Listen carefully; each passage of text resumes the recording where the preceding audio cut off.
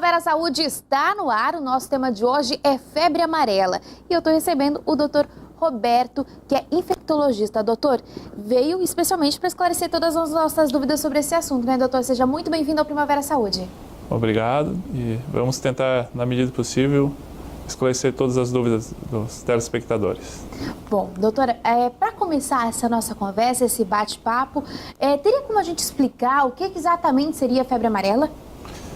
A febre amarela é uma doença transmitida por um vírus, né? E é um vírus que é transmitido através da picada de mosquitos, certo?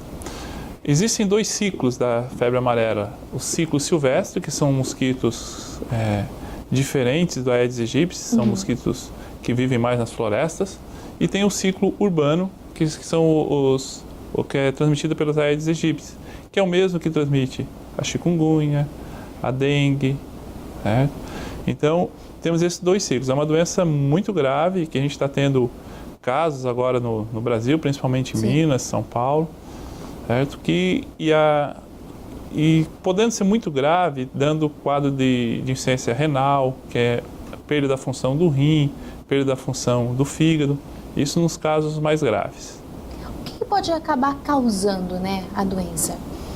A doença, na maioria das vezes, ela não dá sintomas. Em torno de 40%, 50%, ela não apresenta sintomas nenhum. Mas existem os casos graves, né, que podem... E se inicia muito parecida com essas outras doenças que eu comentei. Dengue, chikungunya, zika. Começa com uma febre, dor de cabeça, um mal-estar, que geralmente dura em torno de 3, 5 dias. A pessoa tem na grande maioria das vezes, para por aí. São as formas menos graves. Nas formas mais graves, depois desse período, há uma melhora, melhora sozinho, de algumas horas ou até um dia, e depois começa a fase mais grave, que, como o nome diz, é febre amarela, uma das características que deixa o olho amarelo, a pele amarela, que o termo técnico diz que a gente chama icterícia, popularmente conhecido como triza, certo? É o amarelão. Junto com isso, o vírus ataca diretamente o fígado, certo? Por isso que causa esse amarelão, e causa o fígado deixa de funcionar, e com isso causando sangramentos, porque o fígado é responsável pela coagulação do sangue. Então, quando ele para de funcionar, começa a ter sangramentos. As plaquetas, que é um componente do sangue também, que também é responsável pela coagulação do sangue, também cai muito. Então, a pessoa corre o risco de ter sangramento. E também, um outro órgão que ele atinge muito, o vírus, é o rim, podendo dar insuficiência renal, ou seja, o rim deixa de funcionar.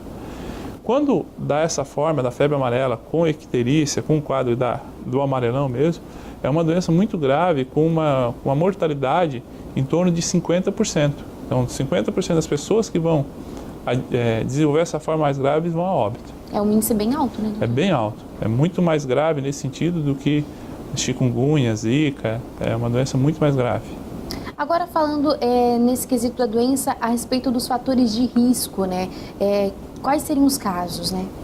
O fator de risco é entrar em contato com o mosquito. No Brasil, a gente não teve ainda, mesmo esses casos lá em Minas Gerais, São Paulo, é o ciclo silvestre, certo? Então, assim, esses mosquitos, as pessoas que pegaram, são pessoas que entraram na mata ou cidades que ficam muito perto da mata, certo? Então, pegaram disso, dessa maneira. Então, qual é o fator de risco? O fator de risco é morar nesses locais onde tem a febre amarela e entrar na mata sem proteção, e principalmente, depois a gente pode falar um pouco sobre a vacina, sem vacina, né? Porque diferente das outras doenças que a gente mencionou, a febre amarela tem uma vacina, e é uma vacina muito eficaz. Mas o fator de risco, se não existe um fator de risco, se a pessoa não está vacinada, entrar em contato com o mosquito e o mosquito picar, vai pegar a febre amarela. E qual é a diferença do ponto de vista se ela é silvestre ou se ela é urbana? A diferença é o mosquito. Qual o mosquito que está transmitindo? Enquanto está transmitindo esse mosquito que não tem hábito de viver em cidades, é mais tranquilo, então é mais fácil de controlar. Se o Aedes aegypti, que a gente tem aí em montes, aqui, em toda a região, se chega esse mosquito a contrair a febre amarela, porque como é que o mosquito contrai? picando alguém que tenha, né? Ele fica infectado até pela vida toda, o mosquito, a fêmea, né, que pica, e vai transmitindo para outras pessoas. Então, por enquanto, as transmissões são só do ciclo silvestre. Né? Ainda bem, porque se começar a ter casos com o mosquito Aedes aegypti, vai se tornar bem mais difícil de controle. Agrava mais a situação. Agrava mais porque vai ter muito mais casos, né? Tem muito mais mosquitos, muito mais pessoas expostas, porque agora estão expostas pessoas que estão vivendo nessa região de risco, né? Que é uma região mais à beira da mata. Certo? No Brasil como um todo, existem as áreas que já têm casos ou suspeitas de casos, que já tem indicação para quando a gente for viajar para lá, ter essa vacina. Né? A gente precisa ser vacinados para a febre amarela. Certo? E é uma vacina muito eficaz, com um índice de proteção em torno de 95%, 99%. Agora, falando a respeito dessa vacina ainda, doutor, para quem que é indicada, a partir de que faixa etária que pode ser utilizada, né? A partir dos 9 meses. Tá? Nessas regiões que já tem casos, assim, porque os casos de ciclo silvestre sempre tem. O que houve agora foi um aumento dos casos, né? E os macacos, falando um pouquinho ali, porque fica muita coisa do macaco, chegou até da notícia que estavam matando os macacos. É verdade. O macaco é uma vítima, como ser humano, certo? E ele serve até de alerta, porque nessas regiões, quando começa a ter macacos mortos, é porque sabe-se que o vírus está circulando. Então ele serve até de alerta. Certo? Então, a vacina é a partir de 9 meses, tá? Então já faz parte até do calendário de vacinas nessas regiões. As crianças recebem com 9 meses e com 4 anos, 2 doses, suficiente. Tá? Quem não recebeu ou não mora nessas regiões, como a gente, tem que receber 2 doses da vacina com intervalos de 10 anos. Não é a cada 10 anos, é 2 doses. Faz uma, depois de 10 anos faz outra, está imune para o resto da vida. Mas aqui na nossa região, então, que é no sul, também acaba recebendo. Aqui a gente não tem no calendário, não está no calendário. Certo. Mas mesmo Santa Catarina, na região oeste, é considerado região que a gente precisa vacinar se for viajar para lá. Então, se a gente for viajar para o oeste, a partir até de Lages, já na Serra, já é a área que se deve vacinar. Então, se a gente for para essa área, deve vacinar. E a vacina só começa a fazer efeito cerca de 10 dias depois que a gente tomou a primeira dose. Certo? A primeira dose já dá uma proteção muito boa, já é o suficiente nesses primeiros 10 anos. Então, se eu vou viajar, eu tenho que me programar para receber essa vacina 10 dias antes, né? Porque senão ela não fez ainda o efeito que tem que fazer. Agora, voltando um pouquinho na questão, no quesito de sintomas, né, que o senhor acabou citando, em questão de tempo, doutor, nos sintomas que são, podemos dizer assim, mais simples, né, o senhor falou que acaba aparecendo de 3 a 5 dias, né, e quando ele agrava, quanto tempo que ele demora para agravar, né? É bem rápido. Como eu falei, assim, a melhora é em torno de algumas horas, que a pessoa se sente melhor, até um dia, e depois já começa a fase mais grave, quando ela evolui para essa forma mais grave. O período de incubação, o que é período de incubação? É o tempo entre o que o mosquito pica e eu começo a ter sintomas da doença. Na febre amarela, esse tempo é em torno de 3 a 6 dias, podendo se estender até a 15. Então, se a pessoa está com sintomas e teve em áreas de risco nos 15 dias anteriores, tem que estar atento, procurar o serviço de saúde e informar isso. Eu tive em área de transmissão de febre amarela, acabei não me vacinando e estou com sintomas para investigar esse caso. Então, depois desses 3 a 6 dias ou até 15 dias depois, começam esses sintomas que eu falei que é muito, muito difícil diferenciar de outras doenças virais, febre, mal-estar, dor no corpo, dor de cabeça. Então, assim, praticamente impossível de distinguir de viroses de maneira geral. Pode ter daí esse período de melhora de algumas horas ou até um dia, e daí sim começa a evoluir para a forma grave. Muito bem. Nós vamos então para um breve intervalo e voltamos já já, não saia daí.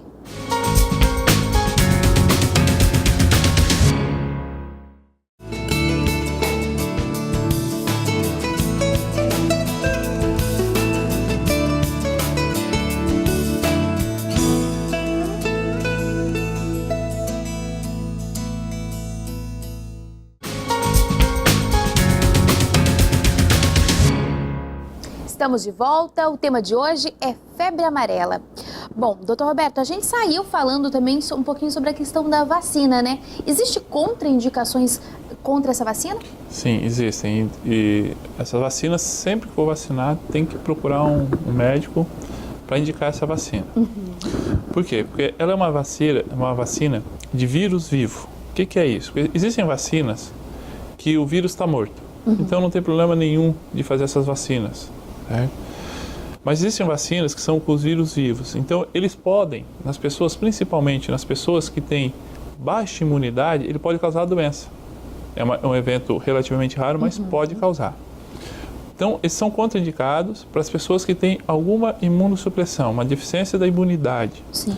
Por exemplo, as pessoas com HIV, que têm a defesa muito baixa, que não estão tratando, se ela está tratando com a defesa boa, pode vacinar. Pessoas que estão em quimioterapia, pessoas acima de 60 anos, precisam sempre procurar um médico para ver essa vacina. Se usam corticoide, que é uma droga que diminui a imunidade em determinada dose, precisa procurar um médico para ver o risco-benefício de fazer essa vacina. Certo. Mulheres grávidas não podem fazer essa vacina, tá? Porque existe o risco desse vírus, como ele é vivo, ele passar para o bebê.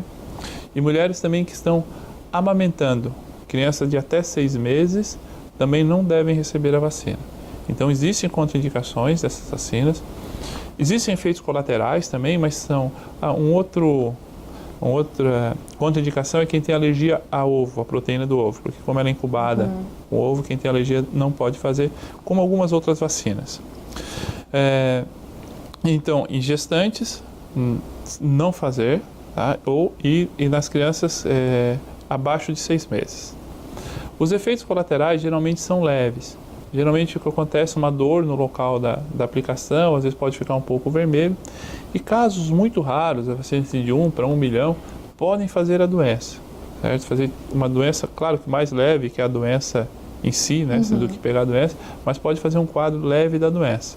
E principalmente relacionado à vacinação não adequada, ou seja, assim, vacinou e não falou para o médico que estava tomando corticoide, então estava com a imunidade baixa, então pode ter esse risco de complicações da vacina, mas são poucos. Bom, doutor, só para a gente esclarecer, tem como explicar exatamente como é que é a fórmula dessa vacina? Porque às vezes as pessoas acabam ficando desconfiadas das vacinas. A gente ouve muito essa desconfiança a respeito da vacina da gripe, por exemplo, né? Que as pessoas dizem que, não, vou vacinar, vou ficar gripado, né? Então, só para desmistificar mesmo essa situação, né? A vacina da gripe não dá gripe, né? E como a vacina da gripe, ela é um vírus morto, ela não é diferente até da vacina da febre amarela. Então ela dá menos complicações ainda. Mas o senhor já ouviu essa história? Às vezes a pessoa pegou um resfriado e vacinou, coincidiu que acabou se vacinando e a pessoa acaba achando, não, foi da vacina, né? Isso é muito comum, né? Sai na internet, grupo de WhatsApp dizendo que a vacina está matando, né? Então, tudo isso a gente tem que filtrar essas coisas que saem em mídias sociais, porque assim, muito daquilo ali é falso. Procurar um site que seja confiável, site de Ministério de Saúde, de hospitais, né, clínicas de vacina. Então, a vacina não causa doença, principalmente essa da gripe, que o vírus é morto, então não vai causar. Às vezes as pessoas confundem, tem um quadro gripal, de resfriado, que é diferente de gripe, que só dá uma corizinha e acha que pegou a gripe e na realidade até um resfriado. Então a vacina protege, né? A vacina da gripe protege e a vacina da febre amarela protege também. Muito bom. Agora a gente vai falar um pouquinho sobre diagnóstico, né? Mas como a gente acabou citando também no primeiro bloco, a questão dos sintomas, no primeiro estágio, pelo menos, no primeiro ciclo ali, fica um pouco confuso diagnosticar, né, doutor? Como é que é feito esse diagnóstico, né? Na fase inicial, geralmente a gente nem faz diagnóstico de febre amarela, porque assim, os sintomas são tão inespecíficos, a não ser se tiver uma suspeita epidemiológica muito forte. Assim, a pessoa foi para uma região que tem, né, e voltou, começou com febre. Opa, vamos se ligar que pode ser. Mas geralmente nessa fase, como a gente falou, é muito difícil diferenciar. Daí não adianta exames rotineiros, assim, um hemograma, que é para ver se tem anemia, plaqueta baixa, porque, por exemplo, a dengue também pode fazer as plaquetas baixarem. Então dificilmente a gente consegue diferenciar por esses exames laboratoriais normais. Como que a gente vai diferenciar? Exames específicos. Então eu vou pedir um exame de sorologia, que é para ver anticorpos contra a febre amarela, ou até um exame que vê diretamente o vírus.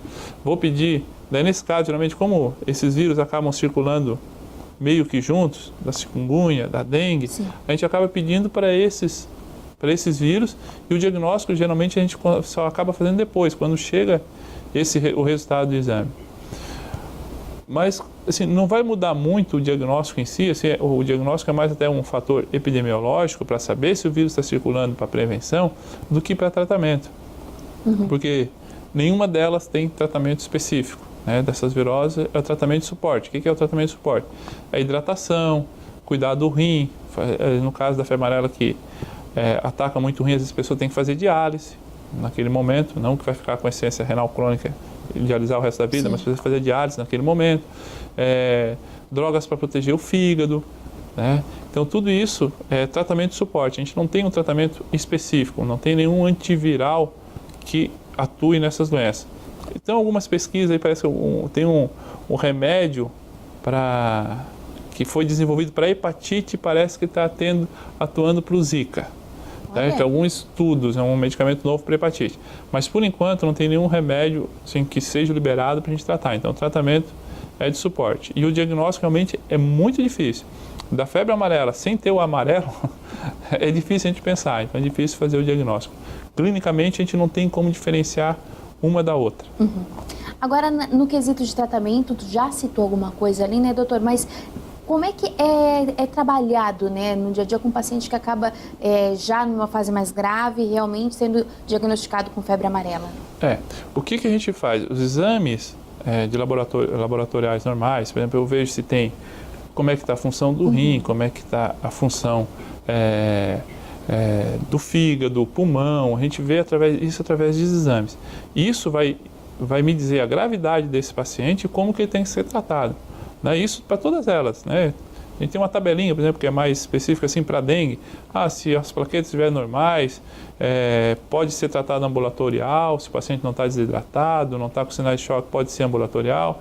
Se for um pouquinho mais grave, vai internar, mas vai ficar numa enfermaria. E se for mais grave, vai para uma UTI. Então, isso aí a gente vê através da clínica, né? Vendo o paciente, a gravidade do paciente no olhar clínico e através dos exames que vão dizer o quão grave está esse paciente. Agora, uma pergunta que eu acho que a maioria dos nossos telespectadores estão curiosos para saber, que é a questão da prevenção, né? Como que não tem nada melhor do que se prevenir, né? A prevenção, no caso da febre amarela, é a prevenção de contato com mosquito. Então, assim, evitar de ir para áreas onde está tendo febre amarela. Primeiro passo. Sim. A gente não está numa região que não tem, então não tem tanto problema. Quem mora na região é vacina. Então, essa que é a grande diferença das outras doenças, chikungunya, dengue, zika, da febre amarela. A febre amarela tem vacina. E a vacina é muito eficaz. A dengue agora está com a vacina, mas a proteção é em torno de 50% na dengue. Então, a gente tem uma vacina para a febre amarela, como eu falei, a proteção é em torno de 95% a 99%. Então, é uma vacina muito boa. Então, a vacina, para quem mora na região ou para quem vai na região, além de se proteger, ela vai proteger o coletivo. Por quê? Porque se eu faço a vacina, não pego a doença, eu não vou transmitir. Porque o mosquito vai me picar, mas eu já sou vacinado. Mesmo se ele tiver, ele não vai transmitir. E se ele não tiver, ele não vai pegar. Né? Porque se eu estou doente, eu vou fazer esse vírus circular mais. Então, me protejo com a vacina e protejo a população como um todo, porque o vírus fica circulando menos e com menos risco desse ciclo silvestre se transformar num ciclo urbano, e daí sim a gente teria um problema grande com o mosquito que circula nas cidades com o vírus da febre amarela. Tudo bem, doutora. Nós vamos então para mais um breve intervalo e voltamos já já.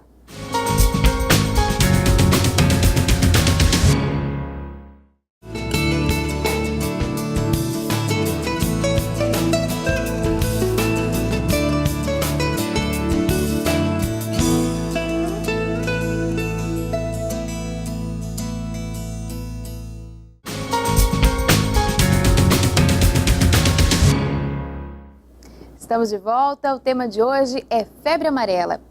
Doutor Roberto, a gente Queria falar agora de um assunto a respeito de tanto que a gente já falou sobre mosquito, o repelente, né? Qual a importância dele nesse contexto, né? É uma importância muito grande, né? Então, assim, sempre que a gente... Isso não só para a febre amarela, né? Para todas as doenças transmitidas por mosquitos, o uso de repelente é essencial. Então, assim, usar repelente, evitar alguns perfumes que o vírus, principalmente o Aedes aegypti, gosta, né? Alguns perfumes. Roupa escura, evitar, também atrai o mosquito. E usar repelente. Então, se a gente está em áreas, principalmente onde está tendo casos, a gente aqui na nossa região, felizmente, ainda não tem casos dessas doenças, mas tem um mosquito, né? E é uma questão, assim, que pode começar a ter a qualquer hora, porque, assim, pessoas com dengue, pessoas com chikungunya vão circular na nossa região. E tendo o mosquito picando uma dessas pessoas, vai adquirir o vírus e pode começar o vírus a circular aqui na nossa região.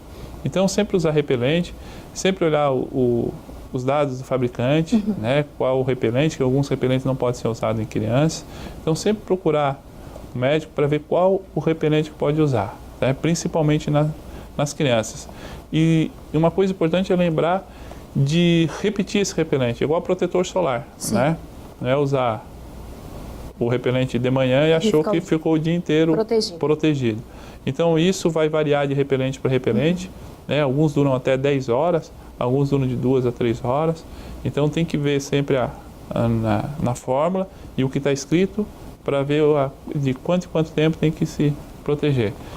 Evitar entrar em matas, e quando entrar em matas, roupa comprida de preferência, né? Para evitar a picada do mosquito.